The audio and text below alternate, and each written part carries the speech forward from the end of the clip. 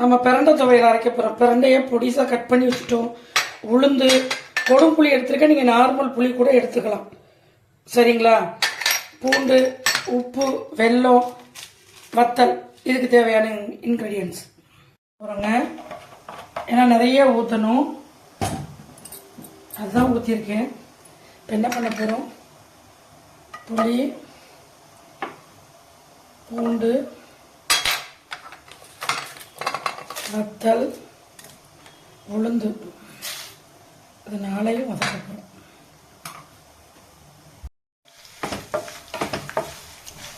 உளுந்து வந்து சிகப்பாகணுங்க. இந்த பாருங்க, நல்லெண்ணெய் ஊற்றி இது எல்லாத்தையுமே வதக்கிட்டோம்.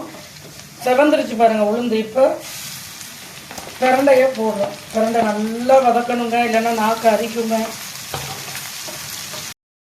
வதக்குனதை மிக்சியில் போட்டிருக்கோம். உப்பு போட்டுக்கிறேன்.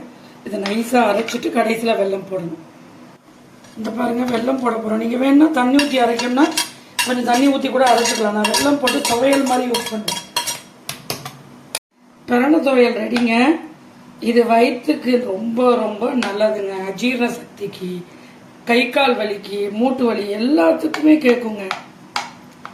குழந்தை பிறந்தவங்களுக்கு கொடுத்தீங்கன்னா லூஸாக இருக்கிற வயிறு டைட்டாகி உள்ளே போயிடுங்க. வயிறு ரொம்ப பெருசாலாம் தெரியாது. அதே மாதிரி அதுக்கு தான் பழமொழி சொல்லுவாங்க, பெத்த வயிறில் பிரண்டையை வச்சு கட்டணும்பாங்க. அதுதான். இது இட்லி, தோசை, சாப்பாடு எல்லாத்துக்கும் போட்டு சாப்பிட்லாங்க. இனிப்பு உங்களுக்கு எவ்வளோ தேவையோ அதுக்கு தக்கபடி போட்டுக்கலாம். சரிங்களா? ரொம்ப ரொம்ப நல்ல ஃபுட்டு, எடுத்துக்கோங்க எல்லாரும். ஓகே, உங்களிடமிருந்து விடைபெறுவது சிவகாசி பரமேஸ்வரி.